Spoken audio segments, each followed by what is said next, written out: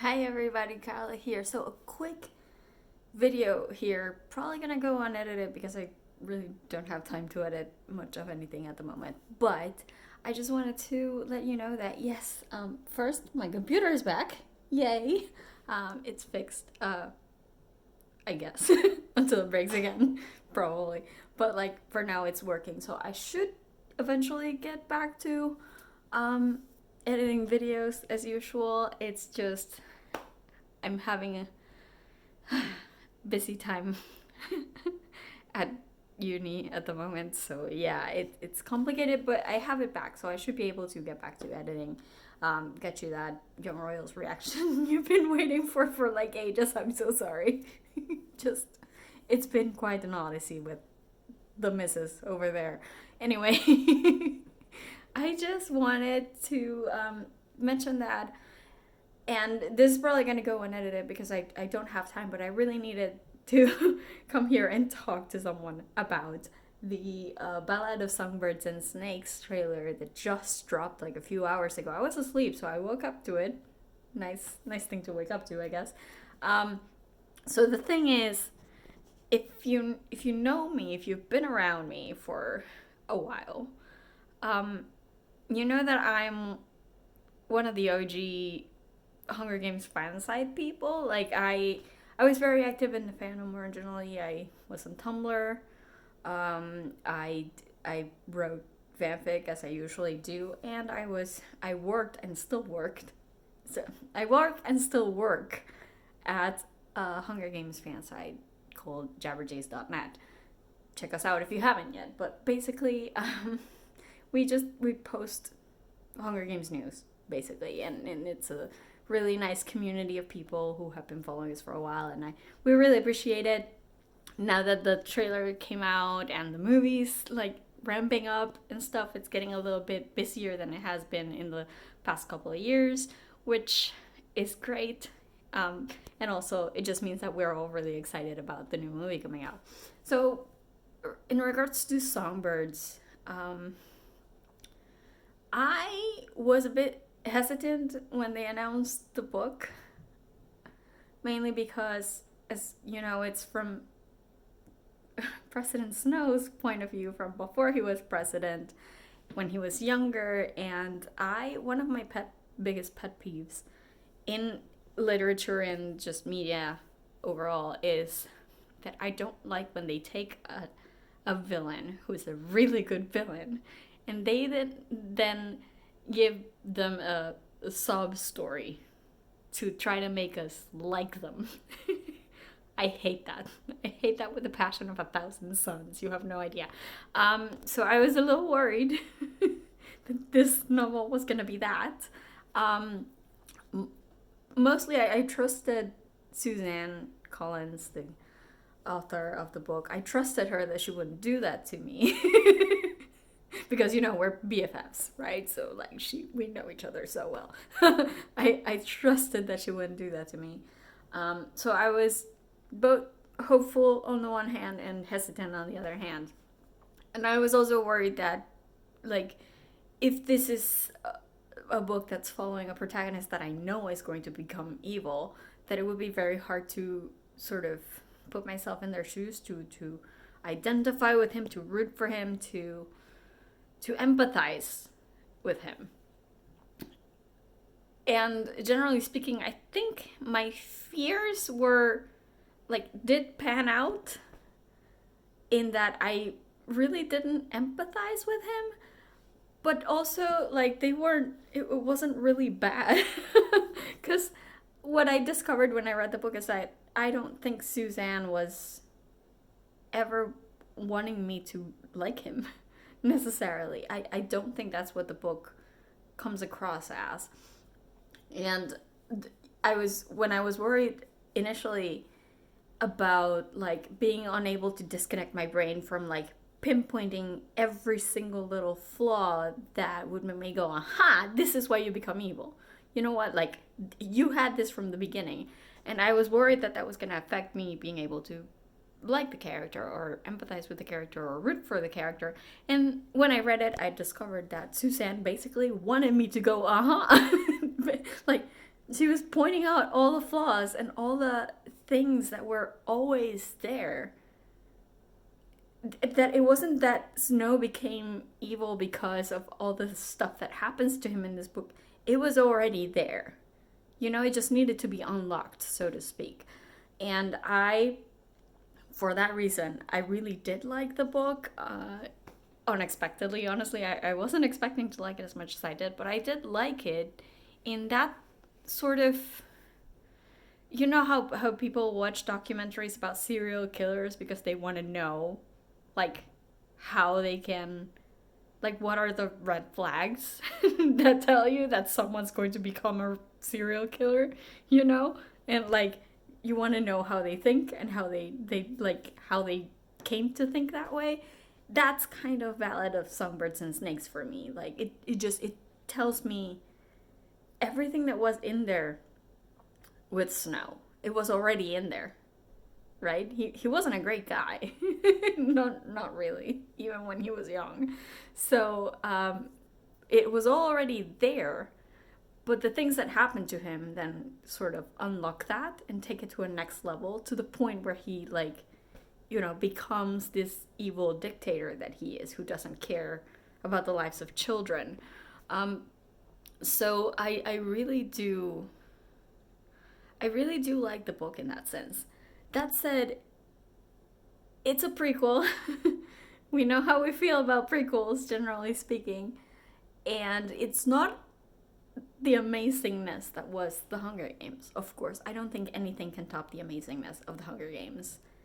Any other prequel or sequel or anything. It's never going to be as good as The Hunger Games. So, yeah, there's that. But also, that's not a bad thing. That doesn't mean the book wasn't good. It was good. I really liked it.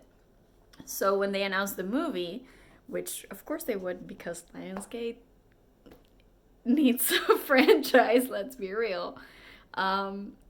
Yeah, when they announced the movie, I was like, okay, this could be good, probably. But I was also hesitant that they would, you know, in the same way that it was about the book, in the sense that, again, I didn't want it to glorify Snow. I didn't want it to glorify the Hunger Games. But I also trusted the team behind it. I trust the team behind this movie. They've always been great. They did a great job with the Hunger Games and the four movies. And it's still more or less the same people behind the wheel.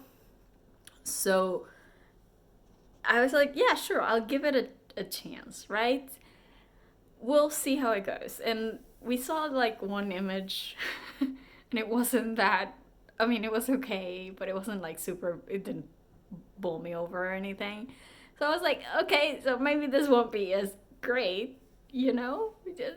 Who knows?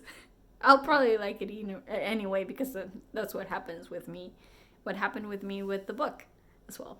So I was like, okay. I wasn't like super excited because it's not the Hunger Games. I know it's never going to be the Hunger Games. Even if it's a good movie, I know it's not going to be the Hunger Games. But I was like, sure, let's give it a shot. I wasn't like over the moon or whatever, but I was hopeful that it would be good, and I was excited to see it. And today they finally released the trailer. A bunch of the fan sites got to see it first. Actually, if you want to go check out JabberdJays.net, we have some coverage of that. They took them to Las Vegas, to CinemaCon, where the trailer was actually premiering. And, you know, they saw it first. They all, like, let us know that it was amazing. And then we should, like, really be excited. And I was like, maybe I'll just temper my expectations. You know, because again, not the Hunger Games. But maybe it'll be good. So the trailer came out a few hours ago. Like I said, I woke up to it. I just watched it twice. And I have to say, I actually liked it a lot better than I was expecting. Because I was like super tempering my expectation. I was like, okay, you know, don't let perfection be the enemy of the good. You know what I mean? Like, I was like, as long as it's decent, I'm gonna be okay. it was pretty darn good. I'm actually excited now. I just want to give a few comments. Like, they're from the beginning,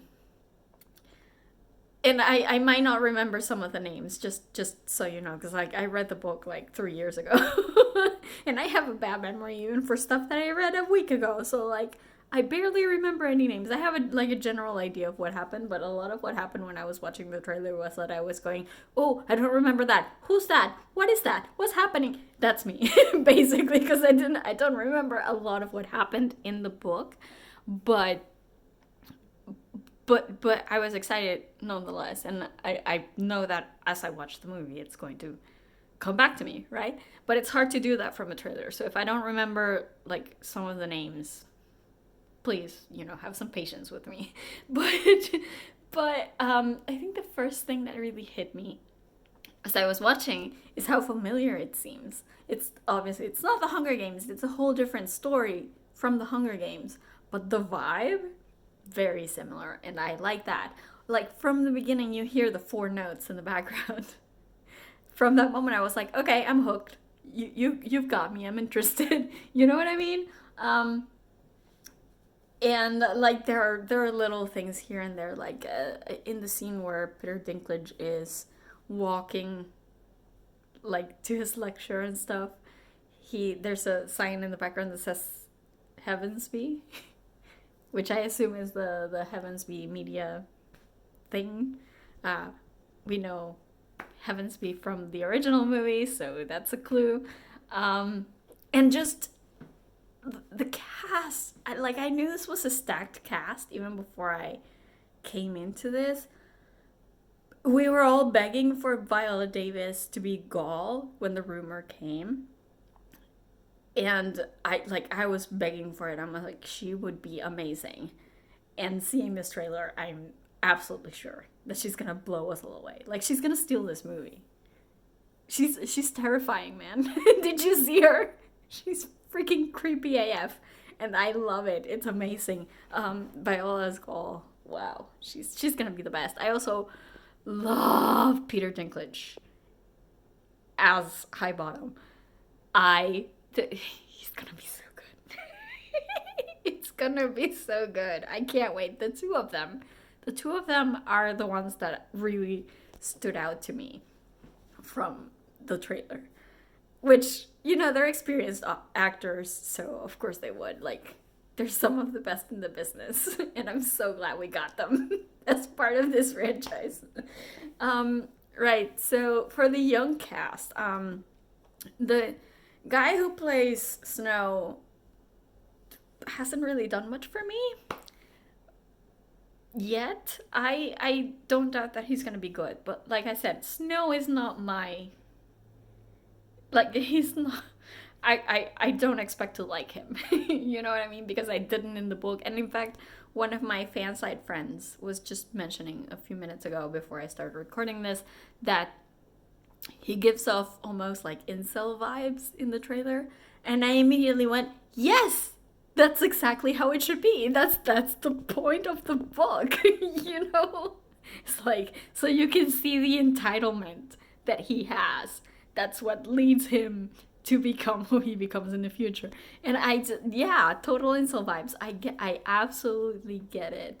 And I think it makes sense. And it made my fears of them softening him feel like lessen a little bit. You know what I mean? Because if you can get incel vibes from the trailer, yeah. Rachel Ziegler as Lucy. I like her. I think she's interesting. She stood out to me a bit more than Snow in the trailer, which I think is good because she's supposed to be a presence, right? So I like that.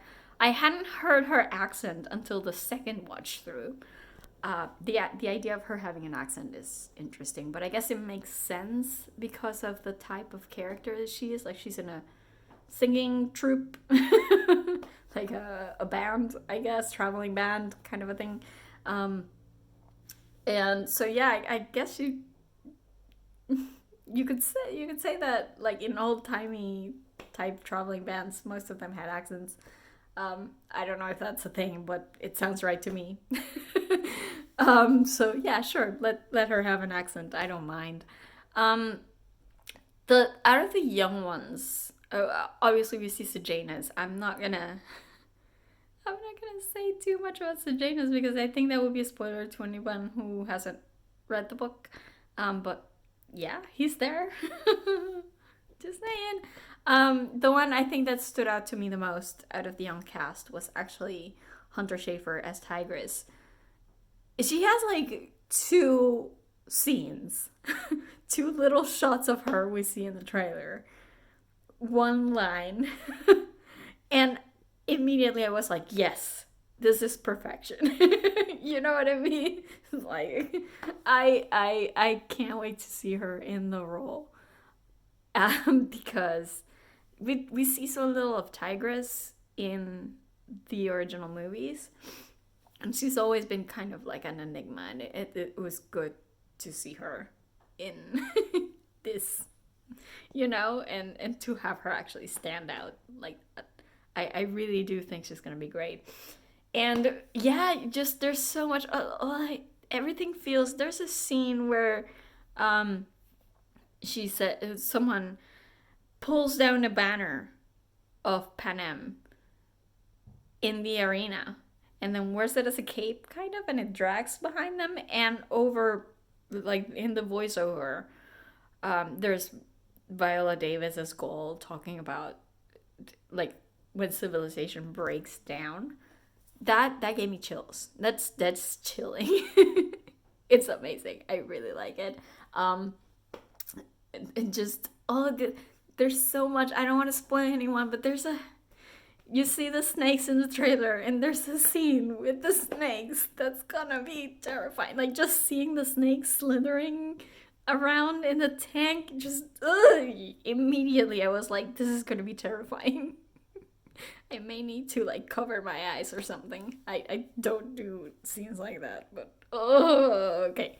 And at the end, I think that's kind of where you see like the vibes, the incel vibes that you see at the end when you see there's Lucy with the snake, and then you see Snow watching her, young Snow watching her, with this look on his face, man.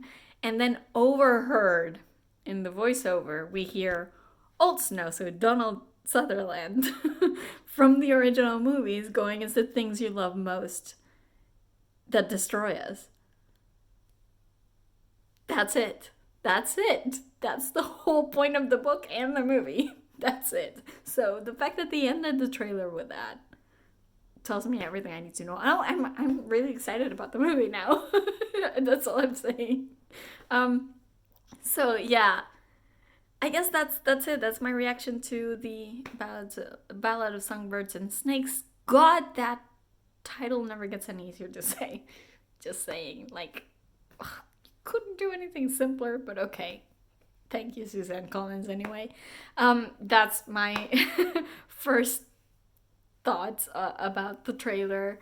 Let me know what you think. Did you like it? Are you into Hunger Games? I don't even know if my audience of people who watch me in this channel are into the Hunger Games. But sure, let me know. And I will talk to you guys later. Hopefully soon. Bye.